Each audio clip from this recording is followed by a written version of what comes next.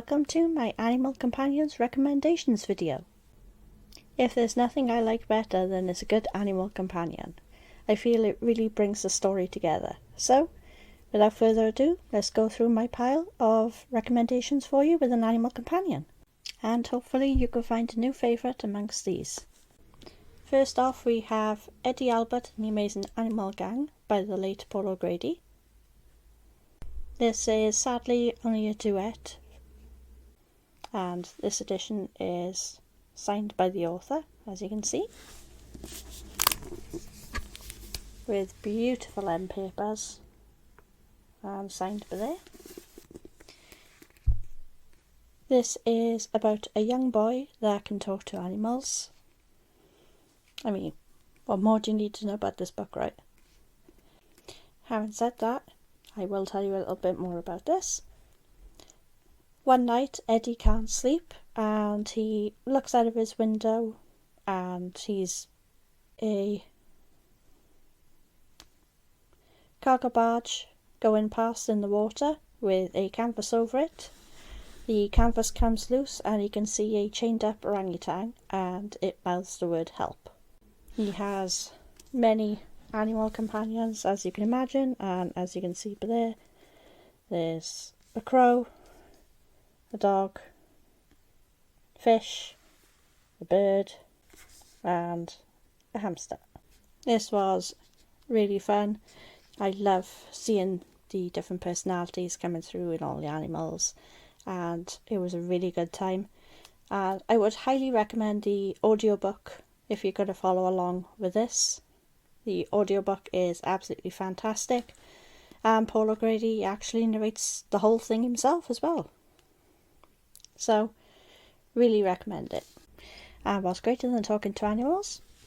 Becoming an animal yourself. Say hello to Charlie Changes Into a Chicken by Sam Copeland. This is the red sprayed edition.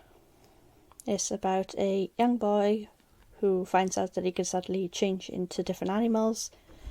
There's Charlie Changes Into a Chicken. Then we have morphs into a mammoth and turns into a T-Rex. As far as I'm aware, there's only 3 books in the series so far. And this first book is all about trying to maintain his power with the fun antics of trying to navigate through school life and his parents. And I absolutely love this series. It's really fast reads and it's full of illustrations, and the personality actually comes out in the author as well, as he leaves little notes for the reader and the different conversations. It's like he's talking to himself. It's really fantastic. Just to show you some of the illustrations. There's really big text and it's absolutely fantastic. I cannot fault this in the slightest. Then, if those are actually a bit too young for you, we have Percy Jackson and the Lightning Thief. Throughout the series by Rick Riordan. It's a bit shiny for the camera there. But throughout the entire series, there's a myriad of animals, including horses that come from the sea. And it's engaging, it's fantastic, there's loads of different personalities, and I particularly love his horse Blackjack. It's really sarky, dry sense of humour, and really made me laugh.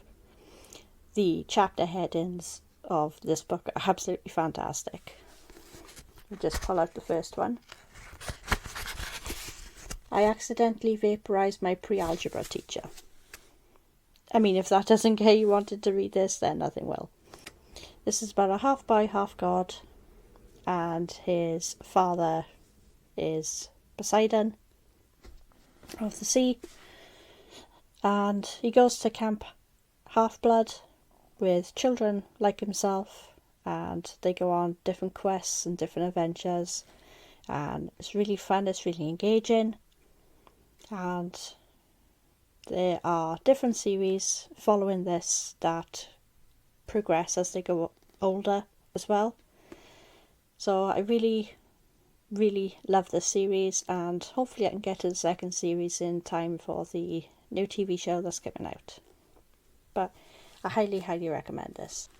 Then we have Locked Out Lily by Nick Lake. This is about a young girl who is quite disabled. She has a problem with her blood and she gets quite tired, and they didn't think that she'd survive past a certain age, but obviously she did.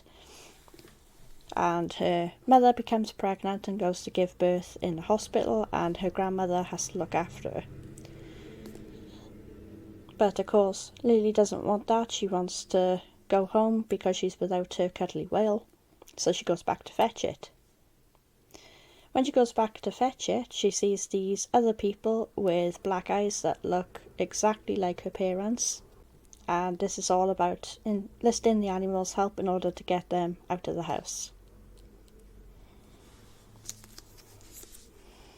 We have a bird, a mole, a mouse and a snake, and the personalities are really fantastic. They argue with each other, they take the mick out of each other, and it's all about helping her find who she actually is and making her realise that she's stronger than what she believes that she is. Really heartfelt, really heartwarming, and made me cry on quite a few occasions. Really love this book, and it's extremely short and also comes with really sweet illustrations. I'll show you a full spread there.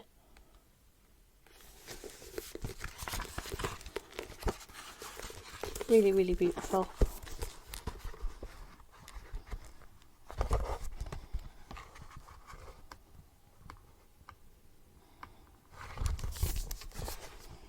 And this one,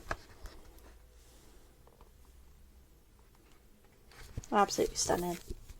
And of course this is the signed edition. Look at those pretty end papers.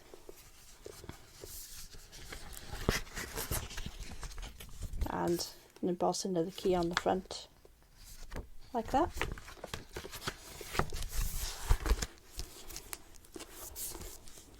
Highly recommend this. Any of these books are guaranteed to get you out of a slump. But if middle grade isn't your bag, then we have Things We Never Got Over by Lucy Scull. This is a thick romance. This is the Knock 'Em Out series, about a small town village and a woman that goes to help her twin sister, who is basically a rebel and actually dumps her daughter on her twin sister after running off with her twin sister's car, her money and her phone.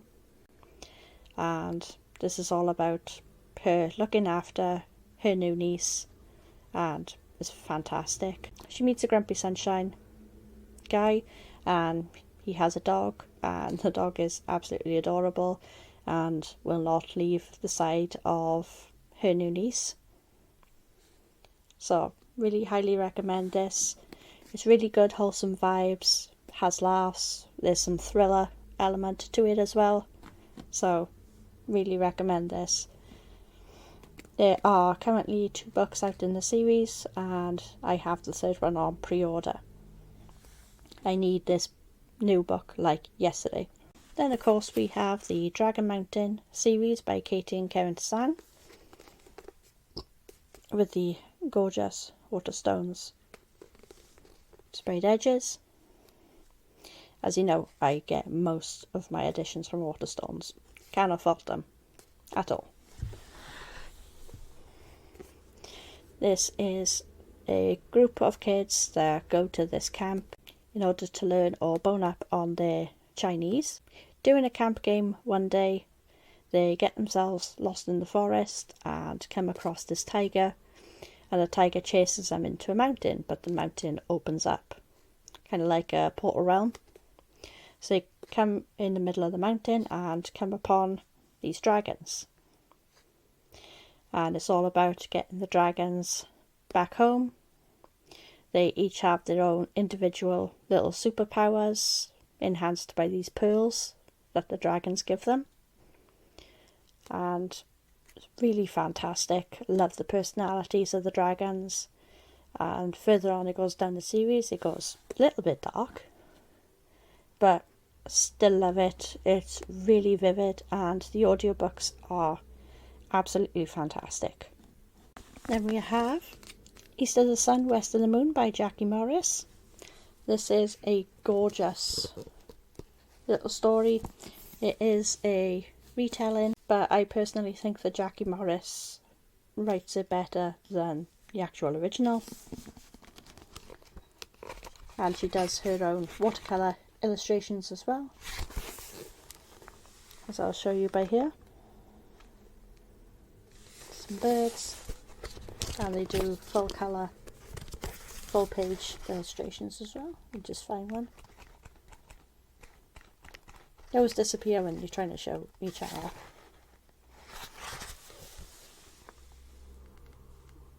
Beautiful.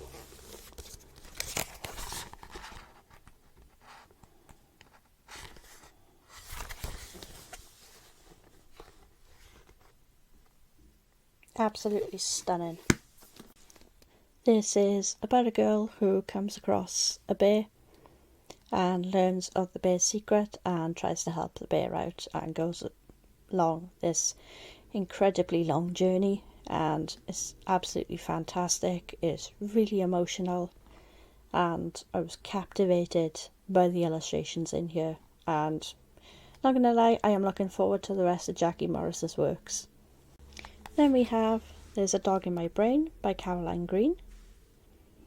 This is a bit of Freaky Friday where the dog and the young boy swap brains, and they get into all different sorts of antics, all different adventures. When Danny makes a wish to stay at home instead of going to a family wedding, he finds himself in the brain of his dog.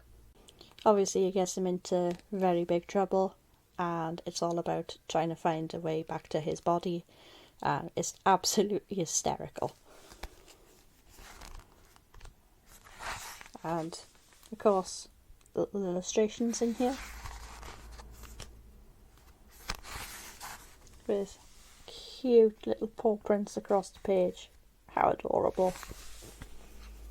Highly recommend this.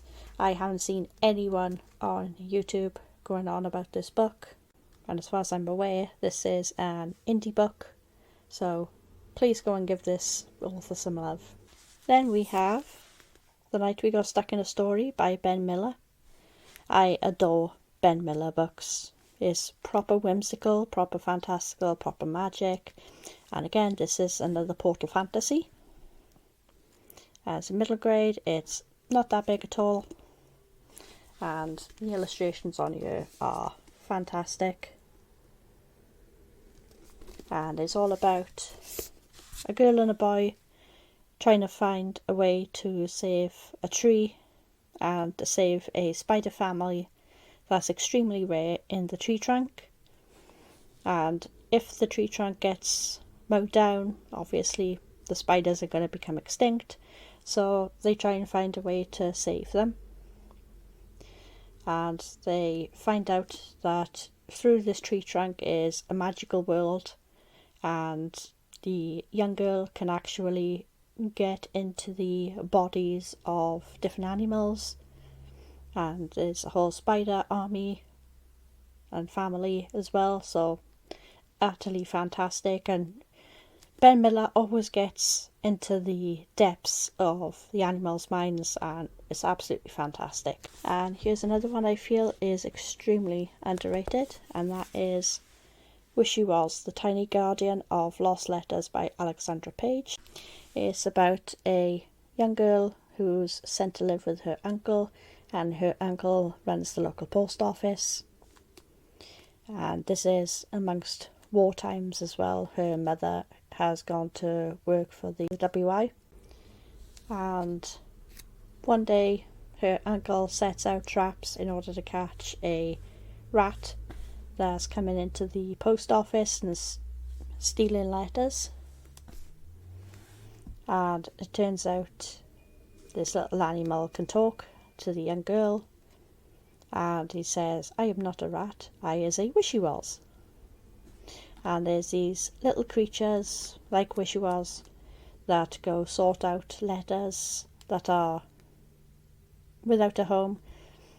Either their address has come off, or they need to find different postcodes that are supposed to be linking up to the letters.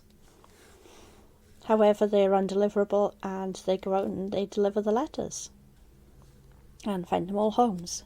And there's an entire society down in the sewers. It's major rescuers vibes and completely and utterly wholesome. But of course, nothing is as it seems, and there is a person that is practically an exterminator trying to get rid of all of Wishy-Was's family.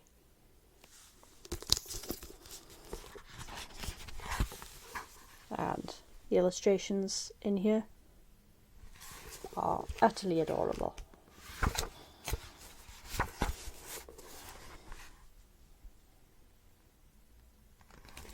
Really engaging, really captivating, and I adore Alexandra Page's works, and I just want more and more books from her.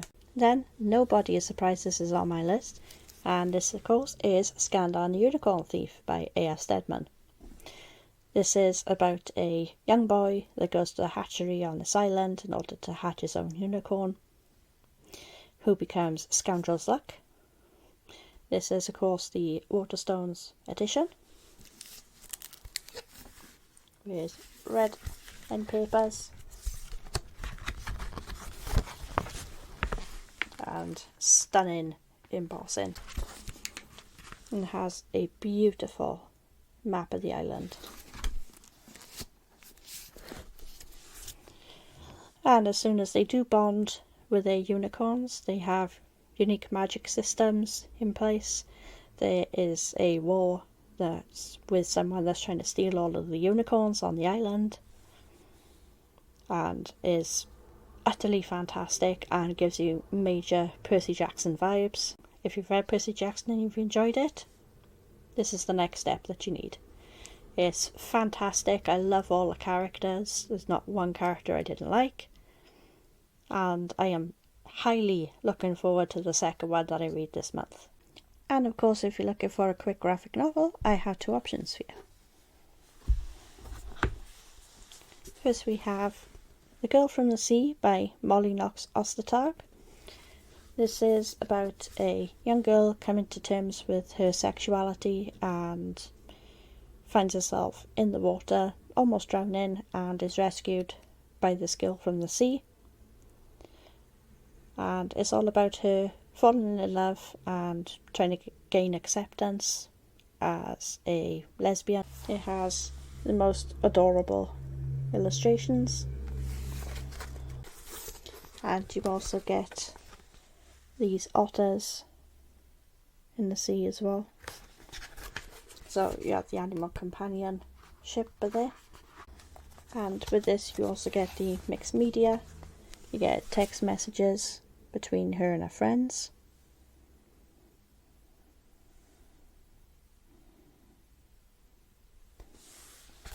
Fab.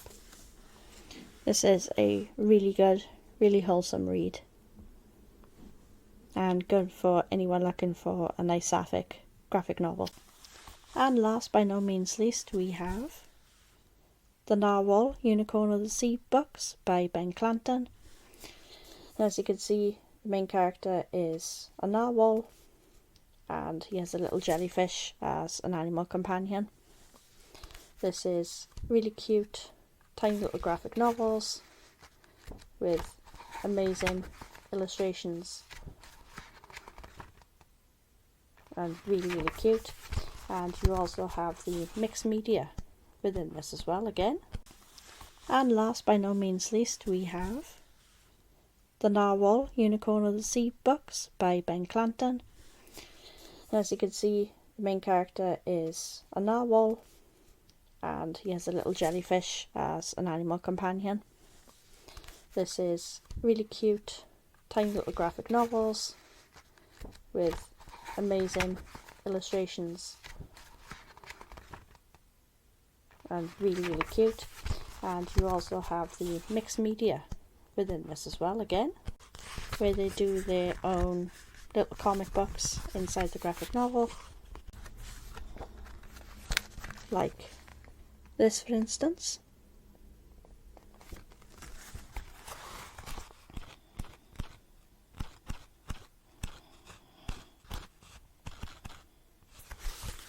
And you also have cute little fact sheets as well.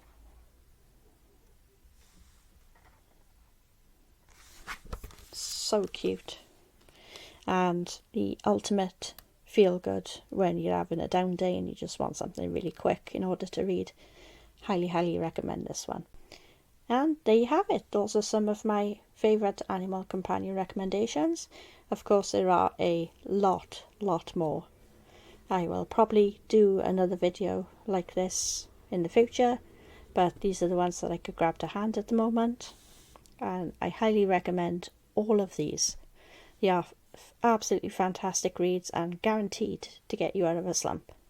So with that being said, if you like this video, please like and subscribe.